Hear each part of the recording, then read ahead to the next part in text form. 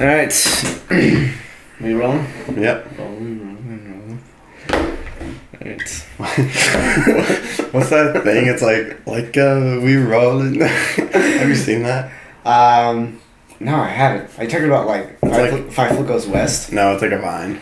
Oh, it's fine. Okay. Yeah. Do you know what Five Foot Goes West is? No. No? Okay. What is it? Dude, it's like an old animated movie back in the day. Like, I'm talking it's probably 90s. Probably 90s. It probably wasn't that old. Oh. But, anyways, guys, welcome to The Creative Struggle. This is my co-host, Josh Forth. We had talked about starting a podcast earlier in the year, and we were like, hey, let's actually sit down and just make it happen. So we literally found a table. He picked it up literally off the street, and now we're going to sit down and kind of film it. Kind of a bit of an intro to who I am. I work for a tree care company out in Warrenville, and I've been working for them since the beginning of last year, and I just started managing their social media, just started building a website for them. I also do landscaping on the side, just started managing and creating content for a non-for-profit, so super stoked about that. It's something that I really want to pursue and kind of, I don't always want to work for someone else, but I think I'm going to have to do that for a little while until I, build up these side hustles, which we'll jump into a bit more. But Josh, could you tell us a little bit about, who you are and what you're working on? Yeah. So I'm trying to pursue filmmaking as a full-time career, and more specifically cinematography, and then photography on the side. So just growing those businesses and getting clients. I'm reaching out to people and getting on sets. That's just really what I'm trying to go towards now. But I'm also working at Chick-fil-A, Yep. which is kind of a soul-sucking fast food job, right? As most food service or retail jobs are. So that's just a way to get money so I can invest in equipment and gas and obviously all those essentials. But I'm trying to get away from that so I can start working for myself as well. So that's pretty much what I'm doing right now. Yeah, man. I think that's such a great point of it's easy at this young age where we're both still living at home and we don't have too many expenses where we're just like, well, I'm just going to quit every job I have and I'm just going to go full-time into what I'm doing. But at the same point, you always kind of need that cash flow coming in, so you have to work those sucky jobs. As much as I love working with my hands, getting my hands dirty, and doing landscaping and doing tree trimming and tree removals, stump removals, all that is super, super fun. Yeah. It also can be super long. The days that I have to work are anywhere from 10 to 14 hour days. No joke. It's insane. I don't think I've ever worked anything less than a 9 or 10 hour day with Christian. Yeah. It's insane. My boss is a firefighter, so he works a 24-hour shift and he's off for 48. Yeah. Dude, the man has to be working at least 100 hours a week. I'm telling you, this dude, he's got 4 kids and a wife, and yet he still works an insane amount. But it's, yeah, man, it's been super cool working with him. He's such a solid dude. Yeah. But yeah, I want to continue to work those jobs so that I can keep cash flow coming through and keep saving and saving.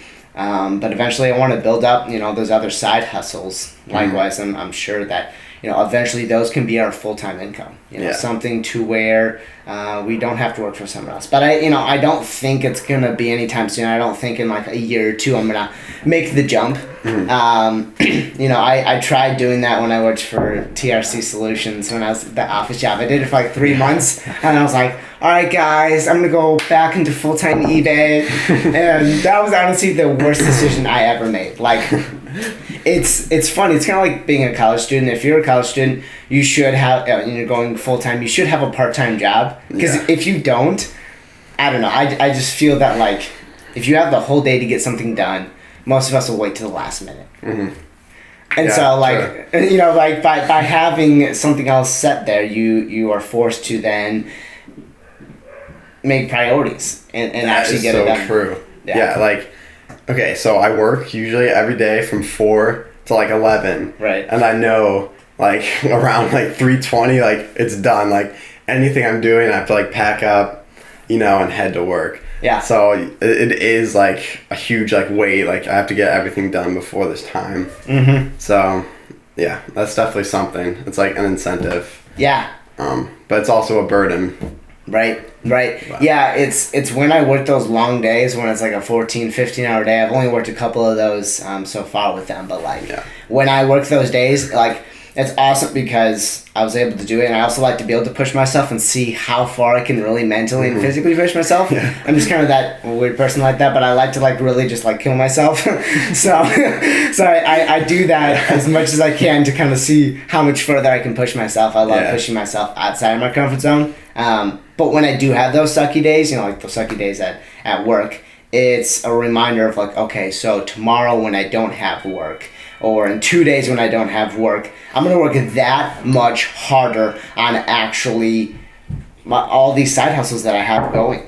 It's a motivation of like, hey, look, if I don't actually put the time and invest in this, it's going to go nowhere. Yeah. Nothing is going to happen. And so I have to put forth the effort to make it come to pass. Yeah, that's true. Yeah. So I guess we should talk about kind of what our podcast is about. Yeah. Where we're headed.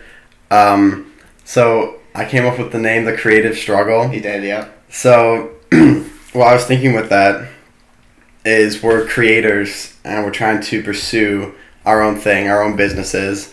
But then there's also, like we were saying, the struggle of life and paying for gas and food and rent or, whatever you're paying for. And there's responsibilities and relationships. You can't just like be a workaholic and work all the time. There's relationships you have to maintain and other responsibilities. So that's the struggle side. And then the creative side is the art we're trying to make and like the businesses we're trying to grow. And I think the like push and pull between that is what we're going to cover on this podcast. And that's the creative struggle.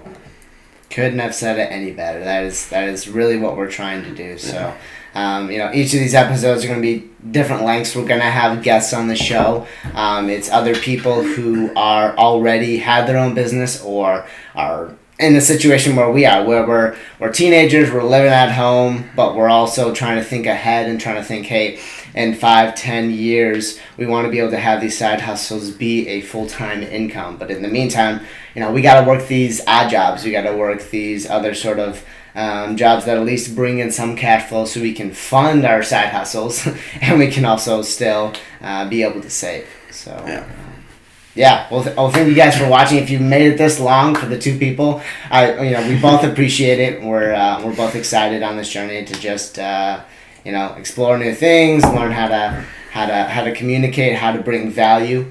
We really want to make as much consumer-centric content as possible, bringing value to you, the audience. So, thanks. Yeah. Dang, that was tight. That was good. Felt good. My God, let's go. Hey, I wonder if was that recording? Wasn't it? Yes, it was.